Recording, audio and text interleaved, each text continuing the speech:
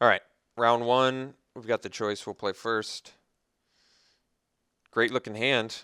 Grip full of removal, both colors. At least we have a little bit of early pressure.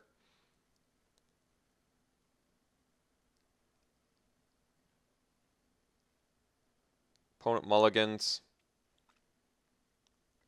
We can play most of the vast majority of our deck with 3 lands. So if I don't see lands for a while, I feel like there are more live draws than not live draws currently, which is definitely a good place to be on your opener.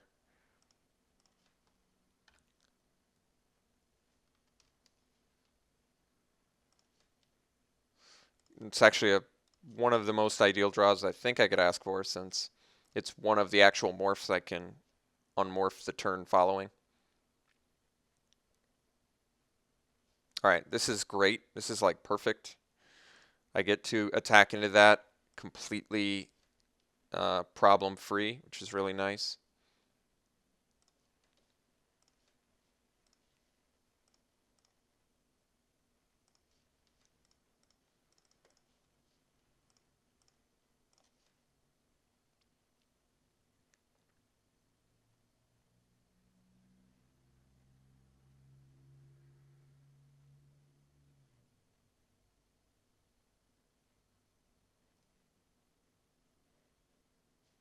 Okay.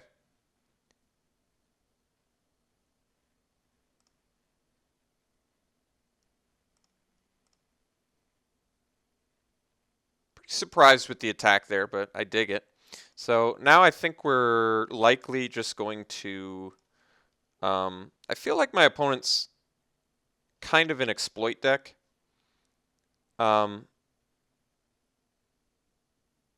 Which makes pacifism slightly worse. I'd rather save pacifism until later. So I think I'm actually going to roast that Sandcrafter Mage, and then I'm going to unmorph my Misthoof Kieran and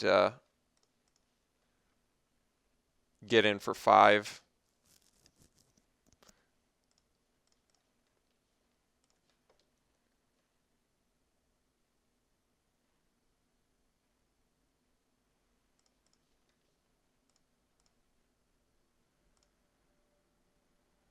I just didn't want to offer the trade. I feel like I have an adequate amount of removal now where I don't need to trade.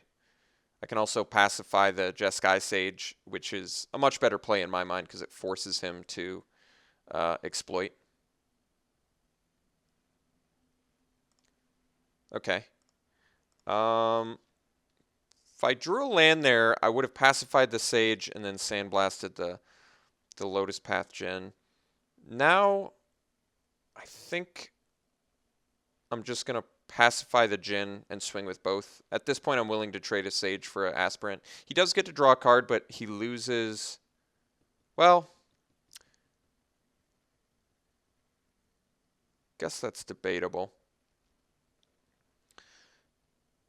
I could swing with both and then follow up with a Warbringer, which isn't bad.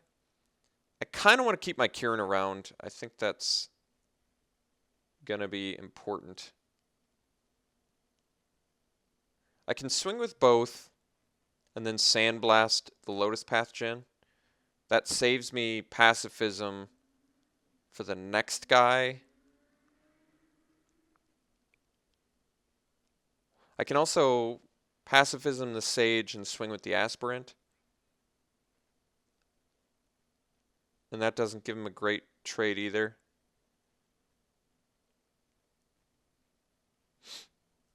Some definite good options here. I think the one I like the most is pacify or swing with Kieran and then Sandblast Lotus Path Gen. It makes the best use of my mana. That way I can draw and morph or dash plus pacifism next turn. I'm not quite prepared to trade my Aspirant for his Sage just yet. I'd rather keep my creature count relatively high. All right, I'm just going to swing with the Kieran. And if he offers the trade, I'm just going to Sandblast.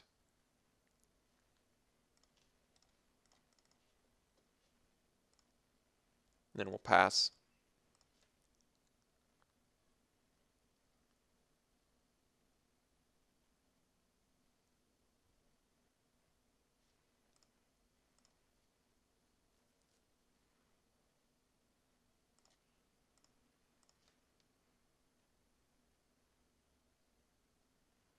Okay, no plays. Now I think I'm just going to swing. I guess I can pacify the Sage and dash a Warbringer and get in for 8. It's pretty big. Let's do that. I think that's worth going for here. Pacifism on the Sage. Granted that it lets him exploit for good value, but it forces an exploit, which I like.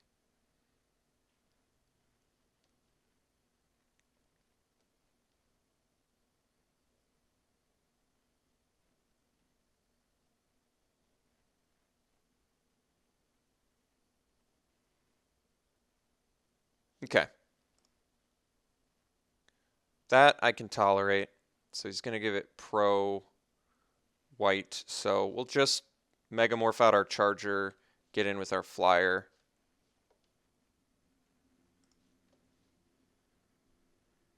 I could still trade an Aspirin for a Sage, but I'm not highly motivated to do that.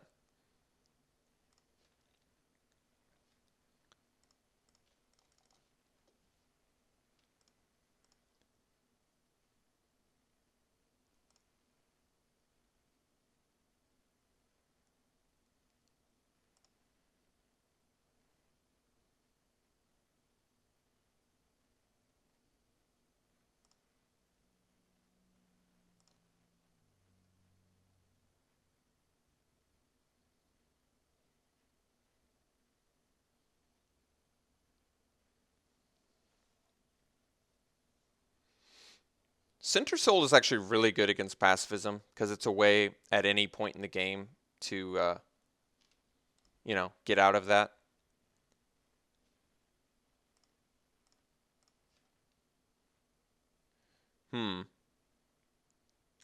So I can dash Warbringer plus dash Mardu Scout. Is that right? That's pretty good. That's a lot of stuff to deal with. And then swing with everything. He likely blocks Morph, probably has a prowess effect. Still ends up taking quite... I think we go for it. Let's just keep pummeling him with that. I feel like that's like just too much for him to deal with.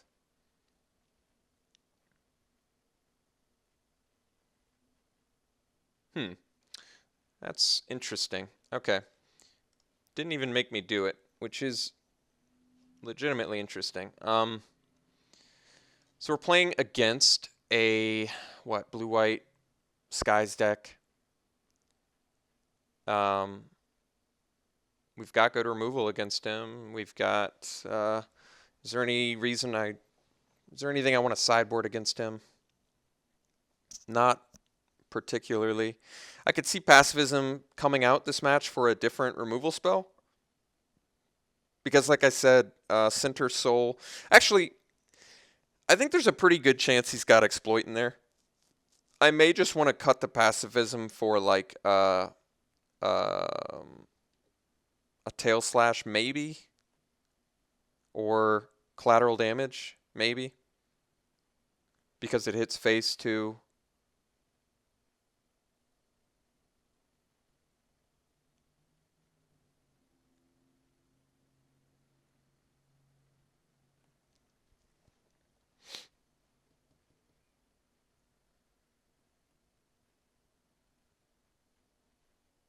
Teamer Battle Rage. We never had a 4-power guy out there, did we? We had the Megamorph guy, but that was it. Collateral damage versus Tail Slash. Tail Slash seems like a better card in general, but we seem aggressive enough where collateral damage might be better. And just based on what we saw, could take care of any threat, but it does come at the cost of one of my creatures, which is certainly a downside. I'm going to try the Tail Slash instead and see how I like that, instead of the pacifism. I feel like they're in pretty similar camps, but like I said, the Tail Slash basically has the added benefit of playing around Exploit and Center Soul a little bit better. Center Soul still stops Tail Slash, but it doesn't stop it, at any point in the game. It only stops it at the exact moment I play Tail Slash. I don't know. It makes sense in my mind. Feel free to comment on that. All right. let's try game 2 here.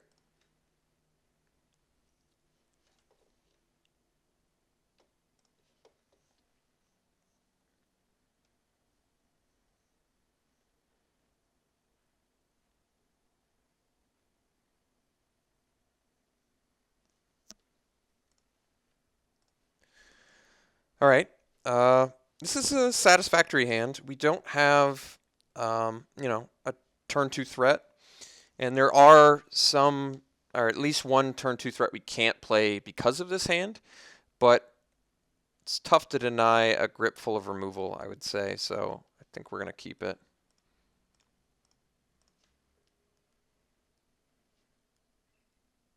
And we at least have the charger. So we have at least one creature.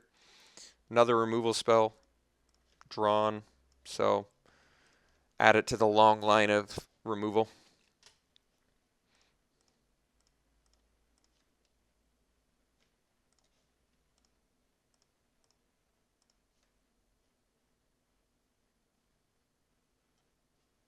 Territorial Rock.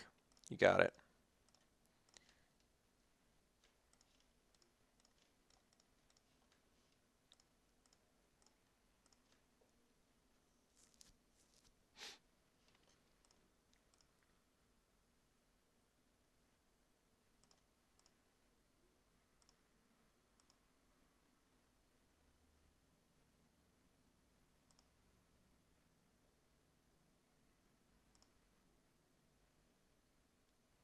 All right. Gets to do a little bit of searching. Gets a little card value here. He basically replaces his Territorial Rock for one of the top 4 cards of his library. So it's not actual card advantage per se, but certainly is good card quality, and it makes your future delve spells cheaper. So there's certainly some benefit to it. I think we're just going to swing into the Drowner. I doubt he blocks. And then I guess at that point, I can bathe it. I don't have to, though. I don't have to. It's probably better to roast it, I guess, since it's a non-flyer. That makes more sense, but it doesn't make as good of use of the mana. I mean, this is all the, speculating, of course, on what I draw and whether he decides to block or not. Opponent has Ojutai's command, and he opted to not put it in his hand, which is pretty interesting, since we've proven to be a fairly aggressive deck. All right, that was a good draw. So we definitely swing here. I mean, I could just roast plus soul summons. Yeah, I guess. Yeah, let's not even give him the luxury, I think, of getting a choice of blocking. I think I'm just going to take that away from him. I was thinking Sandblast would be better because, it basically the one downside rather of playing Sandblast in a aggressive deck is that you have to wait for them to or attack or block. So if they're blocking one of your creatures, that just basically means your creature's not getting any of its damage through, which could theoretically make it not as appealing. Vaultbreaker, damn, that is a pretty appealing card to manifest, undoubtedly. And I can actually discard this mountain if I want, but I think it actually makes more sense to... All right. Let's swing with the morph.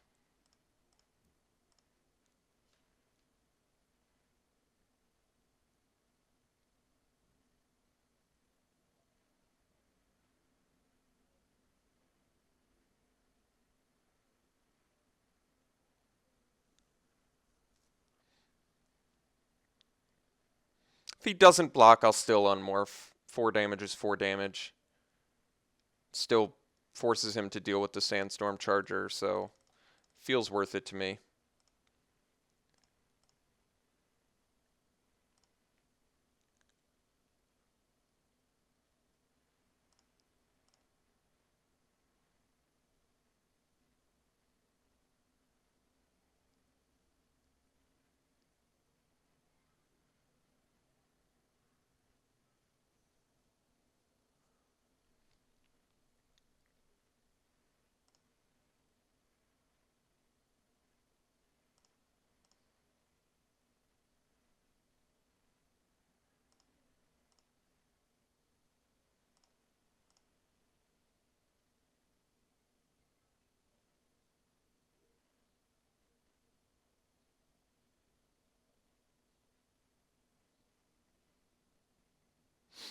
Well, I wish I could do something about that, but unfortunately I cannot, so I have to accept.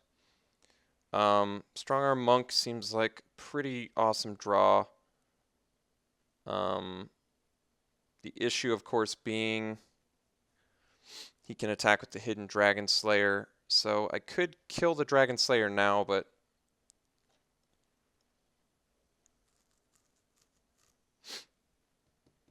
two cards left in my opponent's hand.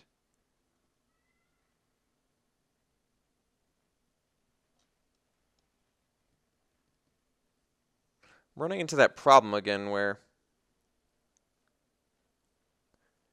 Strong Arm Monk's not good unless I have two out, or two creatures out, rather. I'm debating whether I'm going to trade this, because I'm almost positive this Hidden Dragon Slayer is going to attack. Almost positive. So that begs the question, do I want to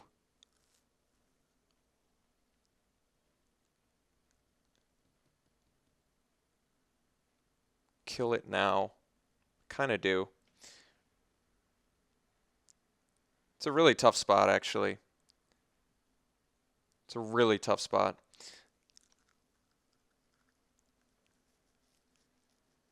I think the correct play is to play the Strong Arm Monk and pass. I'm going to end up taking some damage here, I think, which I'm not thrilled about, I admit. But like I said, it's a difficult spot, and I think playing the Strong Arm Monk is still our best play, and attempting to race is still the best game plan.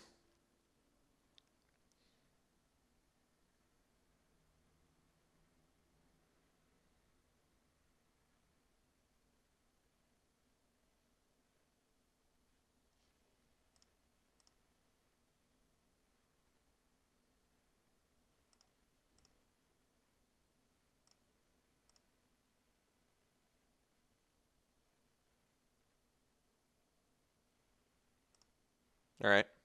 So if his last card is, in fact, Center Soul, could definitely be in some trouble. Means I just have to bust 2 removal instead of 1.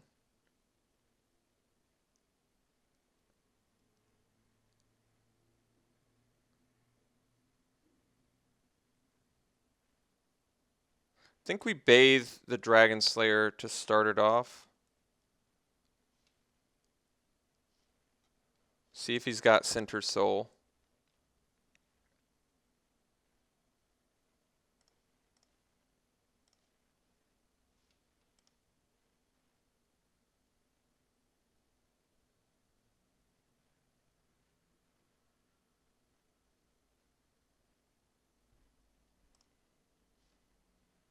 He did not.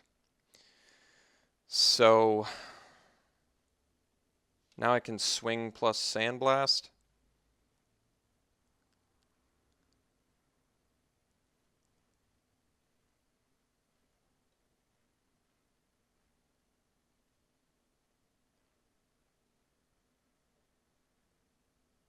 Will of the Naga. It's definitely not what I wanted to see as his last card.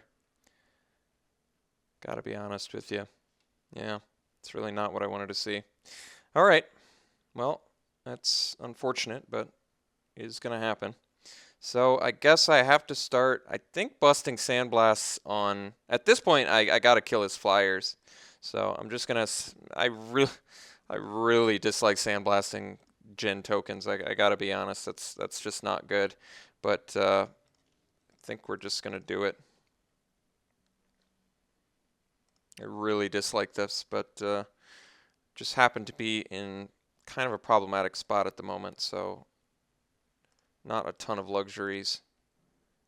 Berserker's Onslaught is pretty reasonable. I think I play that plus Berserker. Although, no, that does kind of make sense. I guess I can, okay, let me think. I can surprise Onslaught, so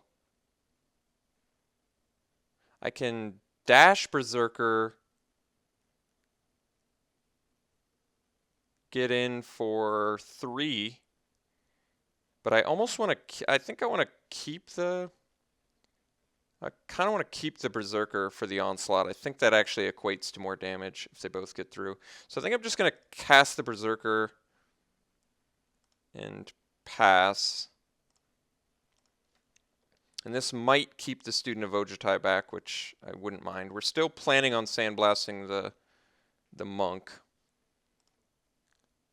This is actually okay too.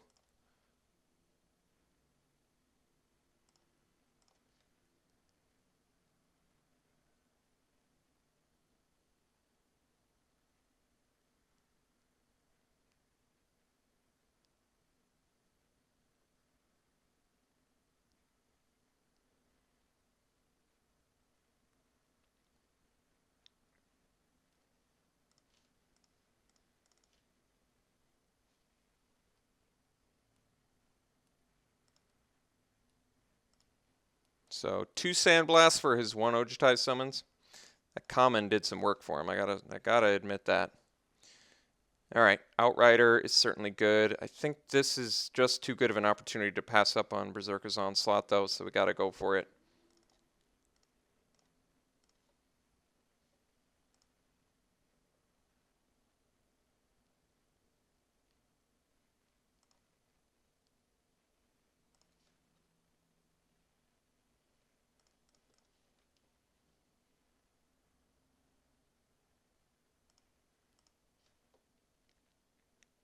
And yes, I understand that he can get my Berserker here, but we're trying to do as high pressure as we possibly can here. He doesn't really have great blocks. His best block is trading with my Berserker, which, like I said, I'm okay with. I don't even have to pump it.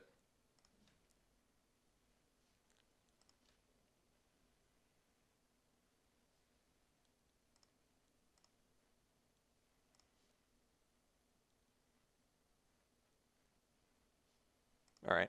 Still in very good attacking shape. All right. Well, Berserker's Onslaught played great for us. That was a close game.